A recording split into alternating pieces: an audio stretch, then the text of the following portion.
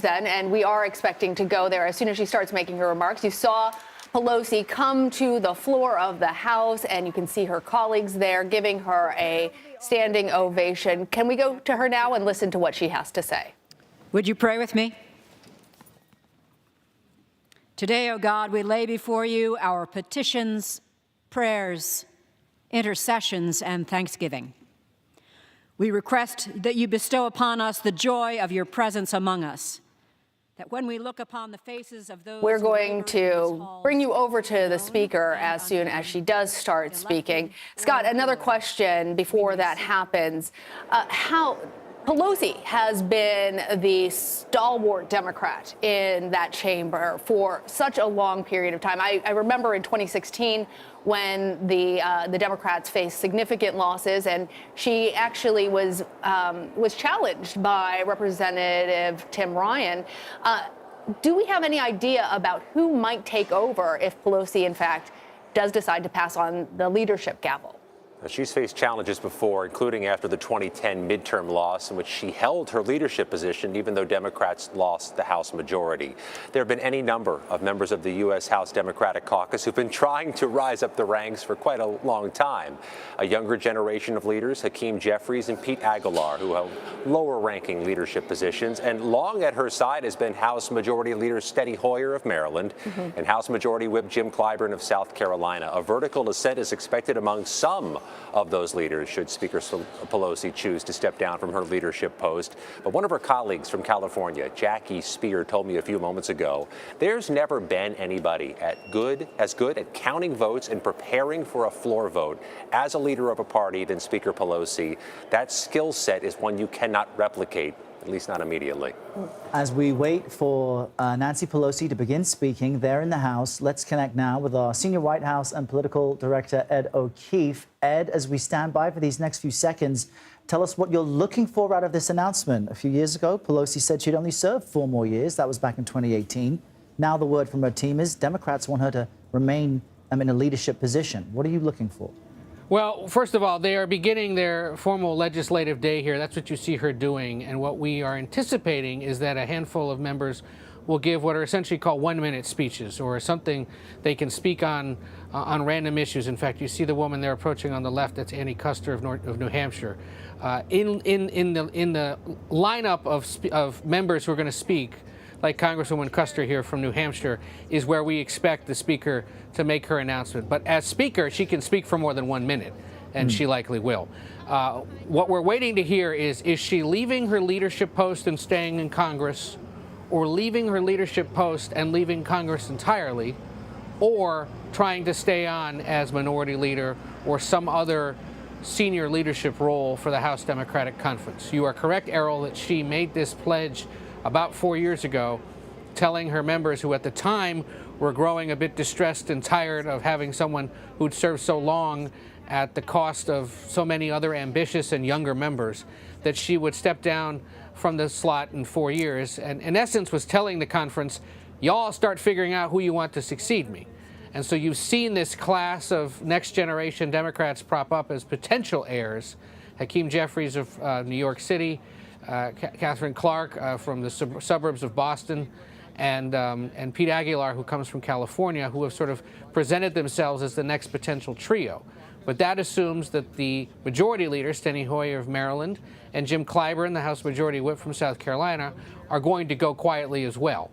And we haven't necessarily heard from them what they plan to do and whether they would make way for a whole new class of leaders. So that is what so much of what is about to be announced rides on, and will cause at least a few days of discussion, deliberation among Democrats to get a sense of what exactly they plan to do going forward. But we know from here at the White House, for example, that President Biden in recent days had urged the Speaker, soon to be Minority Leader, if she holds that slot, to stay on as leader of the Democratic caucus. But we also know, again, that 4-year pledge she made a few years ago, and the fact that her husband, of course, was so violently attacked recently, and she'd signaled in interviews that that would have a potential effect on her decision.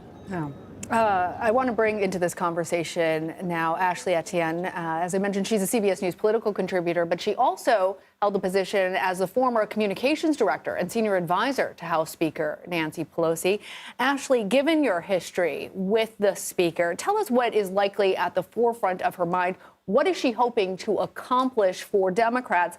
And you heard Ed also mention the personal that with her husband's attack, he just was released yesterday from the hospital. How much is that factoring into what we will likely hear from House Speaker Nancy Pelosi?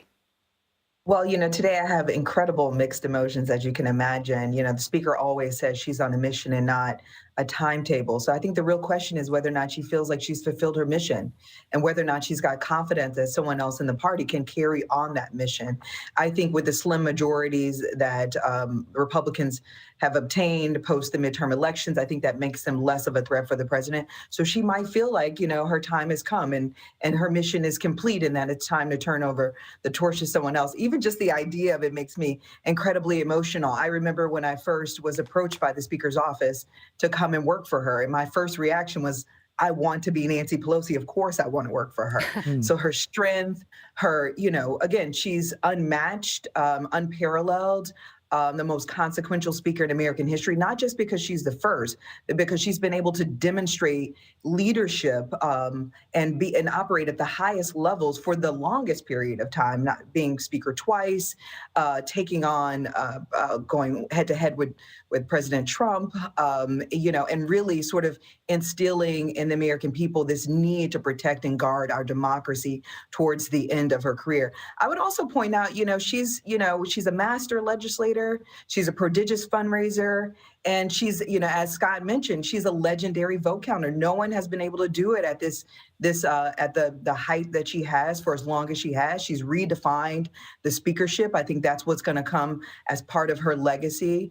But, again, I have mixed emotions. I feel like the speaker might be feeling like, given all of the, that we overperformed in the midterms, what happened to her husband, she might feel like her mission is done and complete.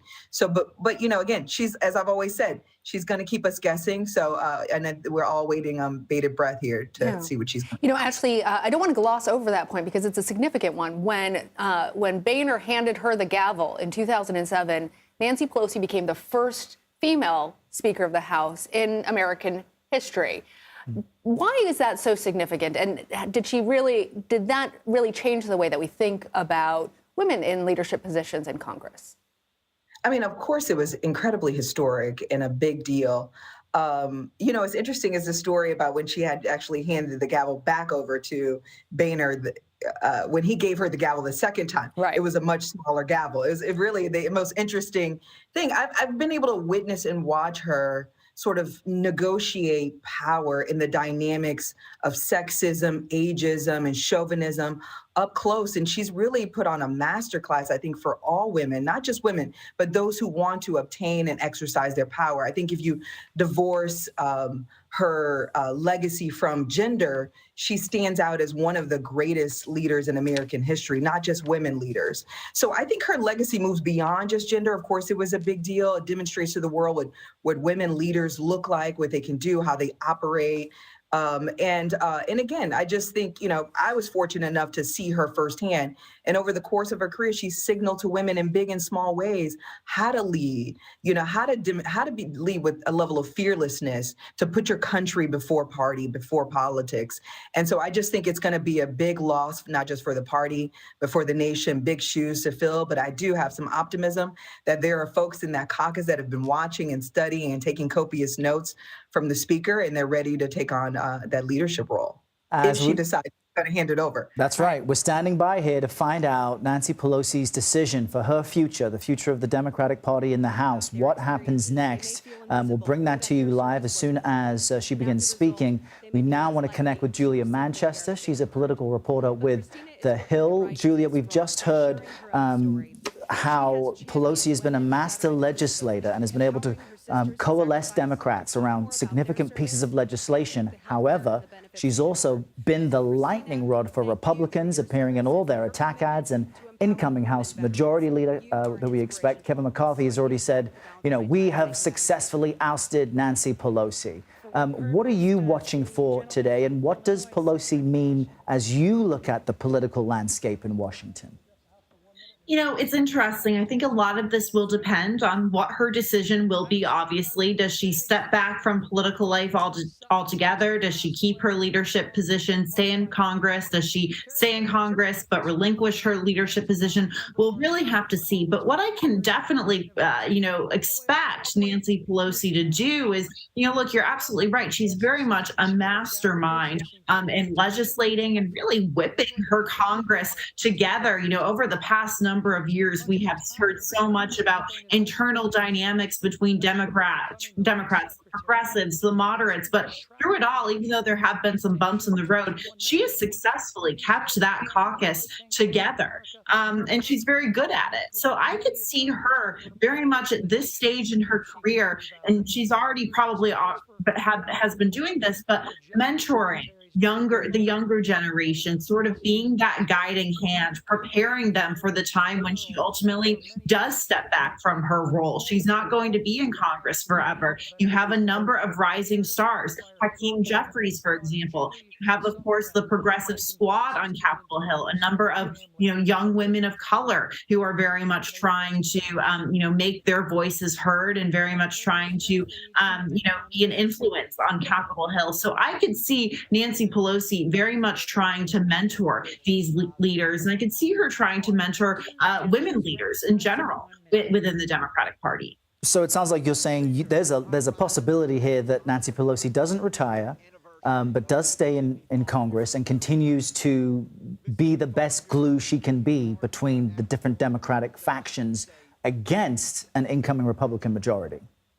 Yes, I can absolutely see that happening, because we know that the incoming Republican majority is going to try to, and they've already done this for years now, capitalize on those splits between the Democrats. I mean, you see Nancy Pelosi being used in attack ads, but you also see Congresswoman Alexandria Ocasio-Cortez seen as this lightning rod for Republicans, very much trying to tie every Democratic candidate, including the moderates, to AOC and Nancy Pelosi. So, this is something Nancy Pelosi is very good at doing. Even though there are clear factions, there are clear disagreements, she's kept them together through it all. And with Speaker Kevin McCarthy, they're going to try to continue to capitalize on that, not just on the campaign trail, but also when it comes to legislating. So, even if she were to step aside completely, I could still see her influence continuing to, ring true for a lot of these,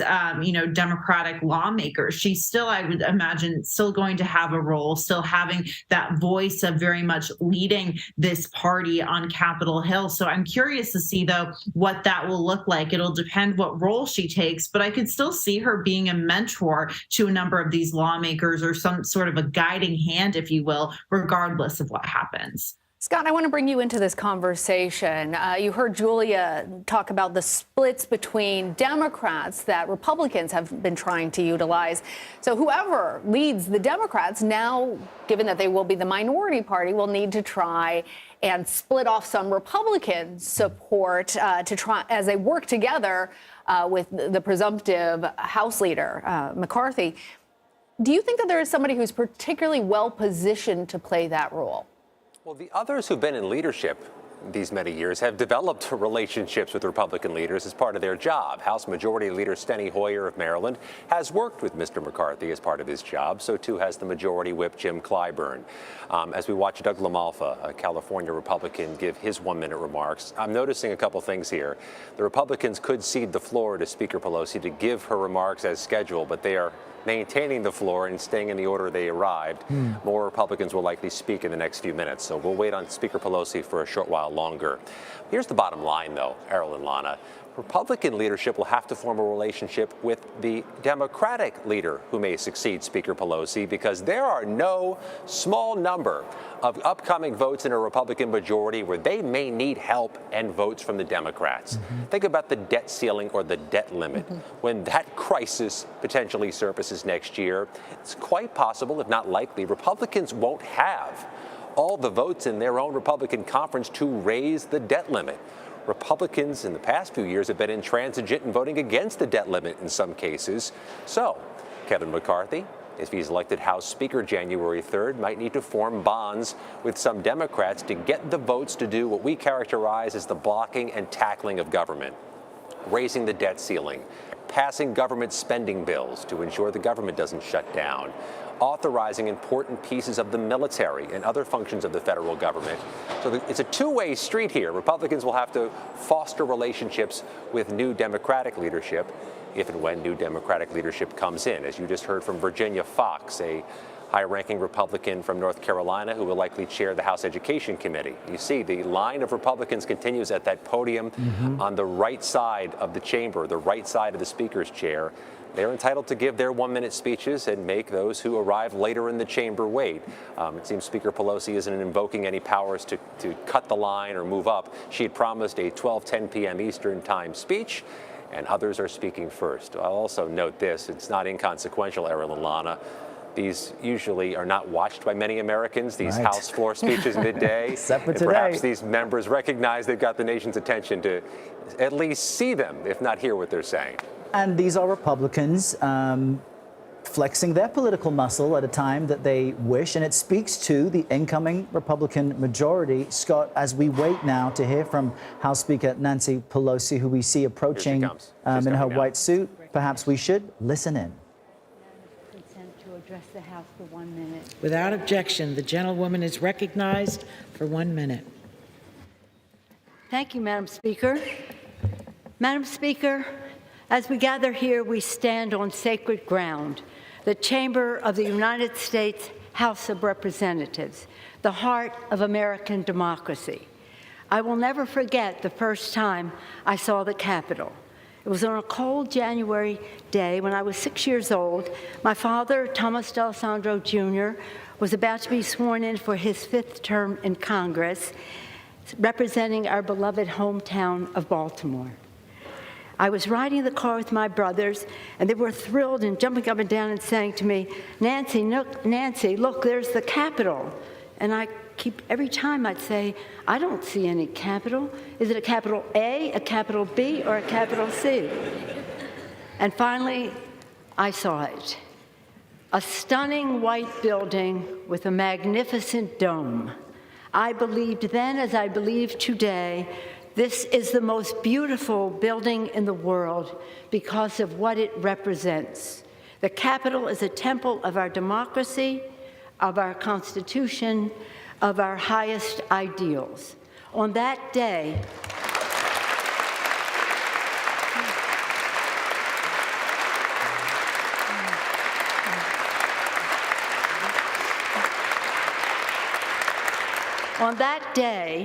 I stood with my father on this floor as he took a sacred oath to support and defend the Constitution of the United States against all enemies, foreign and domestic. All of us who have served in this House have taken the hallowed oath of office, and it is the oath that stitches us together in a long and storied heritage. Colleagues who served before us are all our colleagues.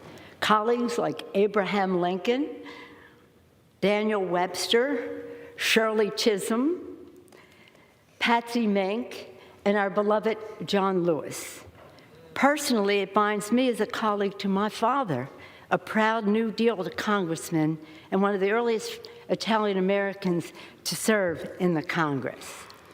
And this is an oath we are duty-bound to keep, and it links us with the highest aspirations of the ages. In this room, our colleagues across history have abolished slavery, granted women the right to vote, established Social Security and Medicare, offered a hand to the weak, cared to the sick, education to the young, and hope to the many. Indeed, it is here, under the gaze of our patriarch, George Washington, in the People's House, that we have done the people's work.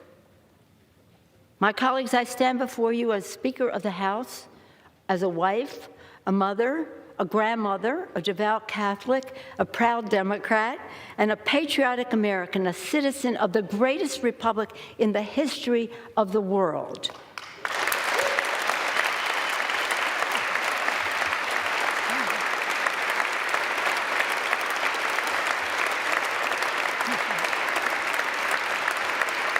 Which President Lincoln called the last best hope on earth.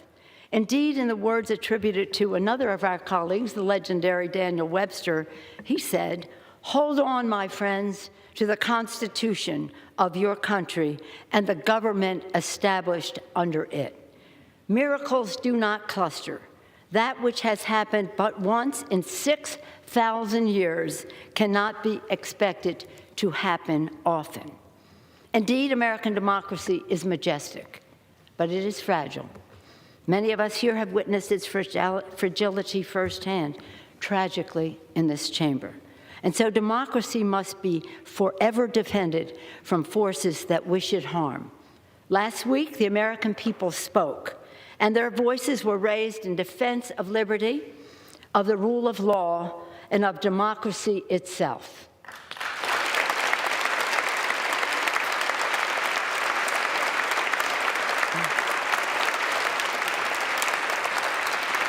With these elections, the people stood in the breach and repelled the assault on democracy. They resoundingly rejected violence and insurrection, and in doing so, gave proof through the night that our flag was still there.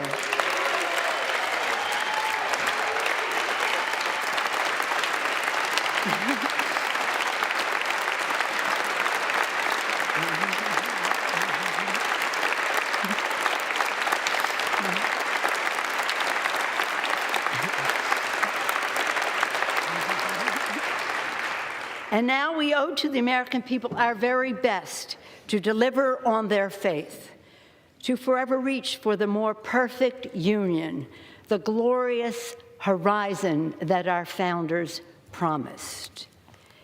The questions before this Congress and in this moment are urgent. Questions about the ideals that this House is charged by the Constitution to preserve and protect. Establish justice, ensure domestic tranquility, provide for the common defense, promote the general welfare, and secure the blessings of liberty to ourselves and our posterity. Our posterity, our children. Babies born today will live into the next century, and our decisions will determine their future for generations to come. While we will have our disagreements on policy, we must remain fully committed to our shared fundamental mission, to hold strong to our most treasured democratic ideals, to cherish the spark of divinity in each and every one of us, and to always put our country first. In their infinite wisdom, our founders gave us their guidance, e pluribus unum. From many one. They could not have imagined how large our country would become or how different we would be from one another. But they knew we had to be united as one. We the people, one country, one destiny. It has been with great pride in my 35 years in the House I have seen this body grow more reflective of our great nation, our beautiful nation.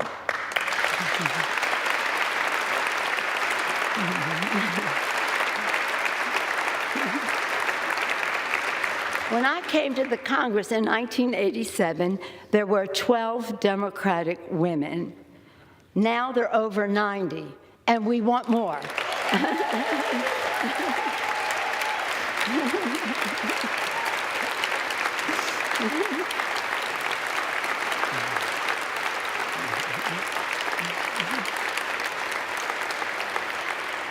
The new members of our Democratic caucus will be about 75% women, people of color, and LGBTQ.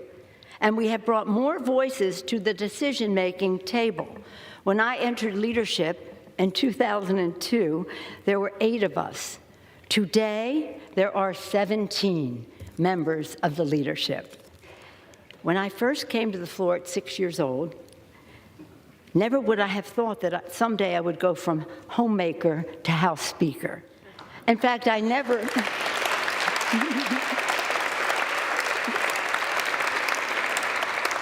In fact, I never intended to run for public office. Mommy and Daddy taught us through their example that public service is a noble calling and that we all have a responsibility to help others. In our family, my brother Tommy then became mayor of Baltimore also. But it's been my privilege to play a part in forging extraordinary progress for the American people. I have enjoyed working with 3 presidents, achieving historic investments in clean energy with President George Bush.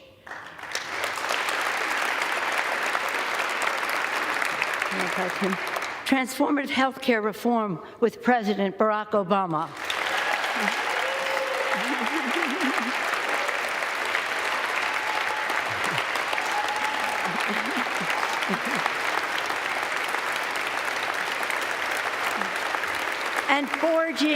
And forging the future, from infrastructure to healthcare to climate action with President Joe Biden.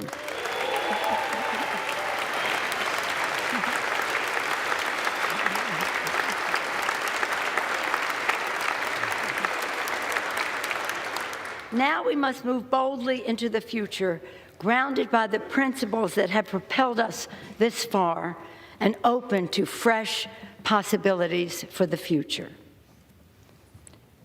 Scripture teaches us that for everything there is a season, a time for every purpose under heaven.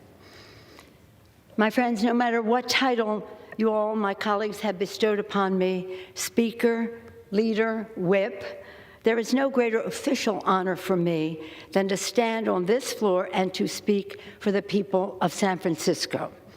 This I will continue to do as a member of the House, speaking for the people of San Francisco, serving the great state of California, and defending our Constitution. And with great confidence in our caucus, I will not seek re-election to Democratic leadership in the next Congress. For me, the hour's come for a new generation to lead the Democratic caucus that I so deeply respect. And I'm grateful that so many are ready and willing to shoulder this awesome responsibility. Madam Speaker, standing here today, I'm endlessly grateful for all of life's blessings. For my Democratic colleagues whose courage and commitment with the support of your families have made many of these accomplishments possible. In fact, could not have been done without you. For my dear husband, Paul, who has been my beloved partner in life and my pillar of support, thank you. We're all grateful for all the prayers and well wishes as he continues his recovery. Thank you so much.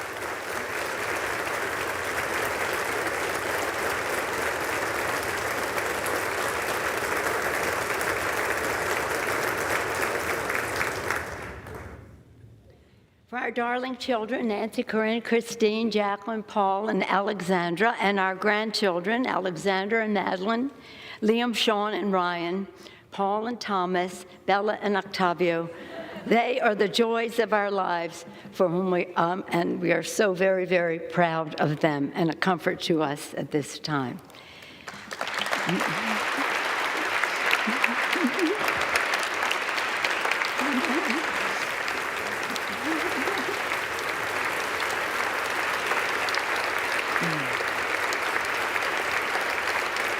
And for my brilliant dedicated, and patriotic staff under the leadership of Terry McCullough, working together, the finest group of public servants the House has ever known. Thank you all so much.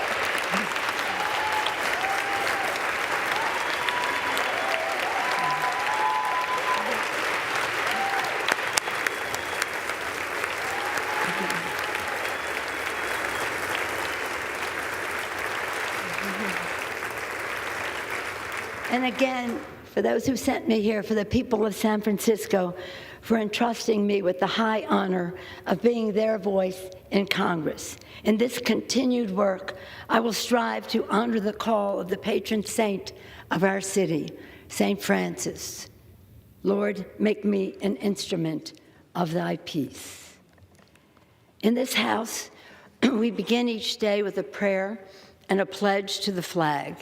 And every day, I am in awe of the majestic miracle that is American democracy. As we participate in a hallmark of our republic, the peaceful, orderly transition from one Congress to the next, let us consider the words of, again, President Lincoln, spoken during one of America's darkest hours. He called upon us to come together, to swell the chorus of the Union, when once again touched, as surely they will be, by the better angels of our nature. That, again, is the task at hand. A new day is dawning on the horizon, and I look forward, always forward, to the unfolding story of our nation, a story of light and love, of patriotism and progress, of many becoming one, and always an unfinished mission to make the dreams of today the reality of tomorrow. Thank you all. May God bless you and your families, and may God continue to bless our veterans and the United States of America. Thank you all so much.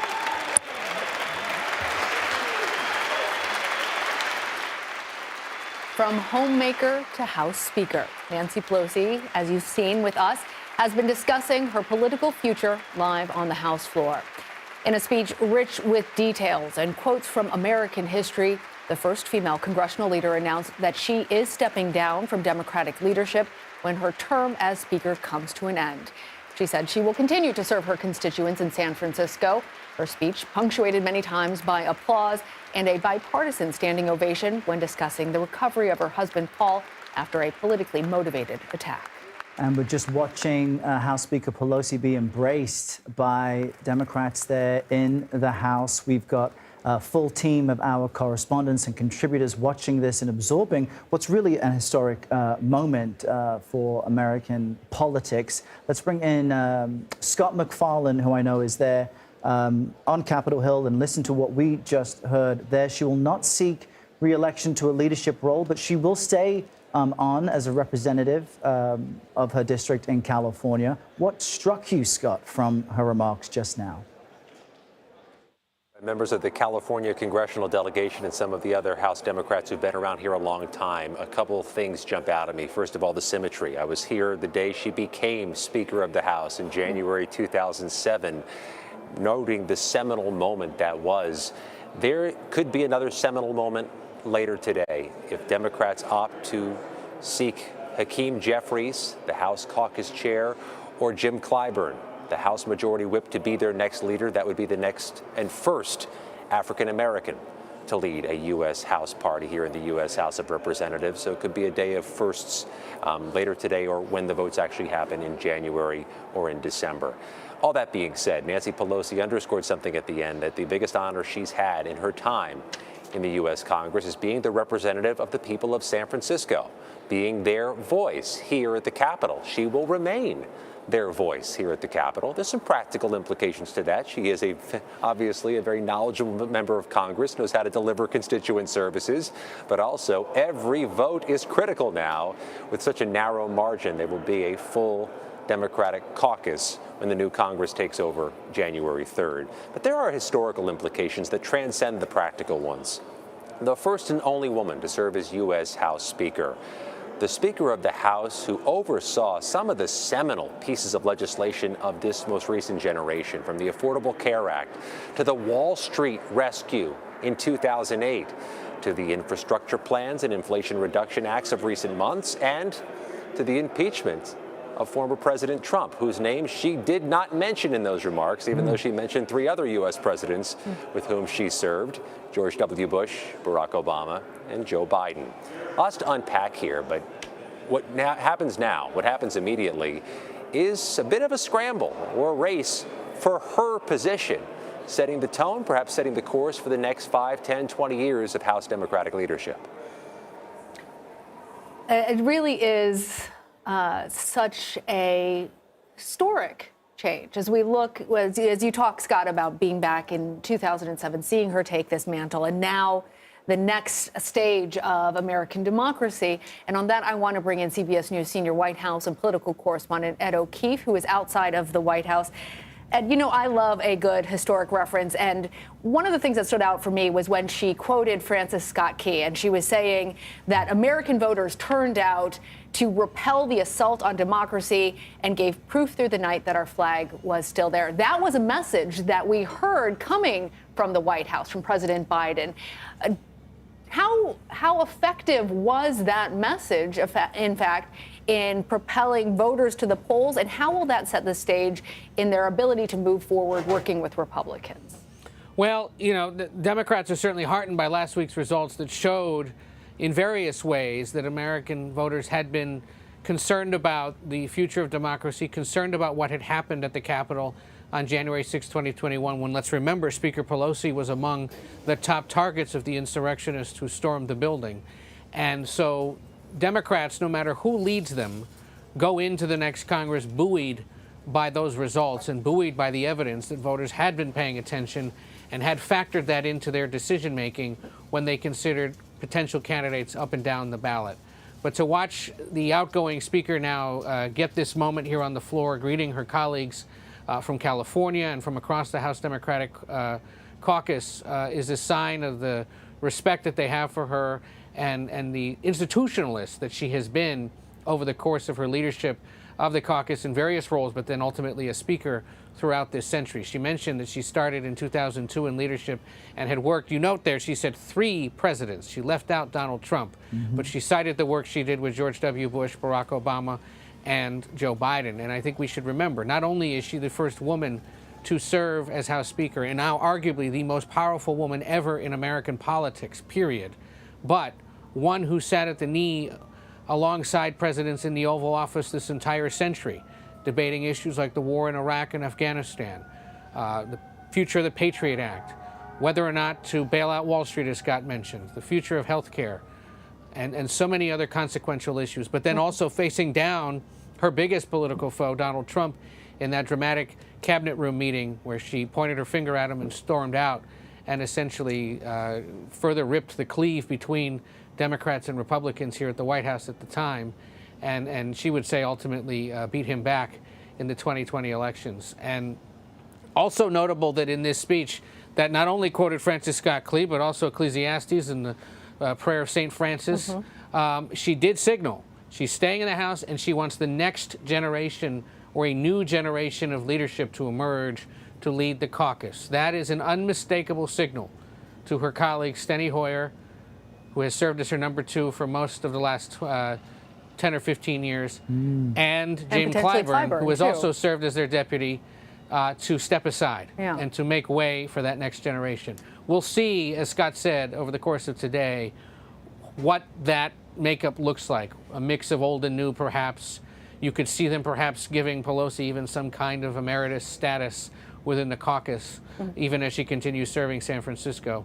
That was an unmistakable signal that the party has changed, and those changes in diversity of all sorts needs to be reflected in its leadership. It's also an acknowledgement that across the Democratic Party there has been concern, opposition to the fact that it continues to be led by octogenarians. The president, who's about to turn 80, or septuagenarians, I should say. The president who's about to turn 80, the Speaker, Hoyer, and Clyburn are all north of 75. And they represent an increasingly diverse and far younger party that she was signaling here today needs to be better represented. Whoever leads the caucus will have the full support and coordination with this White House, which will await to see what they decide to do. We should point out, as we did at the beginning of all this coverage, the president did signal to her this week he would have liked to see Speaker Pelosi stay on as leader of the caucus. That won't happen. But by staying in Congress, she at least stays in the fight on the sidelines of it, perhaps a little more. And we'll see whether the White House has anything more formal to say later today about her decision to go and whoever they choose to lead them going forward. Yeah, and for the next few hours and days, we'll have plenty to discuss when it comes down to Democratic leadership in the House. Let's cross over to Ashley Etienne, a CBS News political contributor, who, Ashley, we noticed that you were becoming emotional during Speaker Pelosi's speech. We can't seem to overstate her impact on the lives of every American, whether it comes to the ACA, the Inflation Reduction Act, the infrastructure bill, but also for women. And as Ed just mentioned there, a real strong signal here that the next generation of Democratic leaders, women, people of color, now need to step up. Just give us your response to why her message today really struck you. I'll say the speaker at various points referenced scripture, and I'll do the same here. And I'll just say it is done, right? And so there's no doubt that the speaker has had an incredible impact. What I was struck by is that she opened up her speech with the audaciousness of our democracy and how it's been a beacon of light throughout the world. And then she ended it with a call for unity within the chamber to do what's in the best interest of the American people. And for me, that's what real leadership looks like. That's why I've come to not only adore, but love and envy and really want to model the speaker. There's no doubt that women across the world will be studying and unpacking what this moment has meant for women and women leadership. Her 20 years in leadership has meant for women. Again, as I said before, I've seen it firsthand how she's taken, she's been the longest serving woman at the top of her game and top of her industry anywhere in the world, here in the United States and anywhere in the world. And she suffered the greatest onslaught of criticism, attack, through it all. And she's taken it with grace, has never gotten knocked off her game, and has always elevated herself, the party, and the nation at every step. So for me, I was emotional because I know it was inevitable, but I hate to see her leave. But I feel very fortunate and very blessed to have taken away all of those lessons that I've seen her demonstrate in front of me, that fearlessness, the conviction, the patriotism to put your country first. I mean, she rattled off how she's worked with presidents on both sides of the aisle, even in divided government, even with Trump on trade, for example. I mean, that is a leader who puts her country above her politics. And she even, to some degree, risked the House passing ACA, cap and trade, all of those bills. She's willing to risk her leadership in the House to do what's in the best interest of the country. That's the type of leadership that we need running the country. That's the type of leadership I just question whether or not we have in the next member who will take over as Speaker. And as you say, at no small political cost, she has been the target of a relentless campaign from opponents, and her husband targeted at his home, now recovering, really is remarkable, comparing that to, as you say, the legislative fingerprint now that she has on all Americans' lives. No, absolutely. We now want to cross over to Nicole Killian, who joins us. Nicole, you heard her speech. There was something actually a little bit Washingtonian about it when he said he wasn't going to seek another term in office. Her saying this is now time to pass the reins on to a new generation of leaders. How are lawmakers on Capitol Hill responding to the announcement, and what are you learning in terms of who may be considered to take her place? Well, we are starting to see some members come out, most notably Jim Clyburn, who is currently the whip, as well as Majority Leader Chuck Schumer, who recalled when he first met Nancy Pelosi at dinner back in the 80s when she was first elected to Congress. And even then, he pointed out someone had predicted that she would potentially become the Speaker of the House, which she ultimately did. So, the leader had a lot of praise for the Speaker. He told me right before he entered the chamber that he did have a chance to speak with her, although he didn't really divulge their conversation. But I would note that he was sitting front and center, a former House member himself, along with many of what could become the future leaders in the party, people like Hakeem Jeffries, people like Catherine Clark, people like Pete Aguilar, who may ultimately kind of rise in the ranks of a Democratic leadership, along with Whip Clyburn and Majority Leader Hoyer. They were all sitting together in the front row. I would also note that it was interesting that on the Democratic side of the chamber, of course, and you may have seen this on your screen, that it was quite full. On the Republican side, pretty empty, although I would note that the GOP whip, Steve Scalise, was in the chamber along with a few members. We did not see Leader McCarthy, which I think is notable considering he is now positioning himself to become the next Speaker of the House. And so one wonders what, if any, of those conversations might be like when the time comes to make that type of transition. But just as a goodwill, good faith effort, we did not see him in the chamber, but again did see his number two, Steve Scalise. I would also note what struck me as well is that, the Speaker made this reference to, I never thought that I would go from homemaker to House Speaker, which was probably, I think, the soundbite of the day. The Speaker has made clear that even as she carries this political weight and as she has wielded influence over the decades here in this building, she's a mother first. And so she always brings that up in press conferences, although I don't know that I heard it here where she talks about having 5 children in 6 years. But that is, too, part of her legacy. And to Ashley's point, I think in terms of defining the role of leadership for women in this Congress going forward, which she did acknowledge on the House floor today. And the very concept of democratic leadership is that we should all be citizens. We should be engaged. These things in addition to those positions of power. Nicole Killian, thank you for that. Our entire political team, fantastic to share this historic moment with all of you. And one other editorial note, we understand that Speaker Pelosi did speak with President Biden this morning, who was encouraging her to maintain her leadership role. She decided to walk away from that, but he did wish her well this morning. Well, coming up, economic anxiety overseas. Britain's finance minister confirms that the UK is now in a recession. We look at the game plan to stabilize the British economy. Plus, other big stories of the day. Karen Bass will be the first woman to lead Los Angeles. We'll break down the outcome for the city's historic mayoral race. You've been here for live breaking news, and you are streaming CBS News.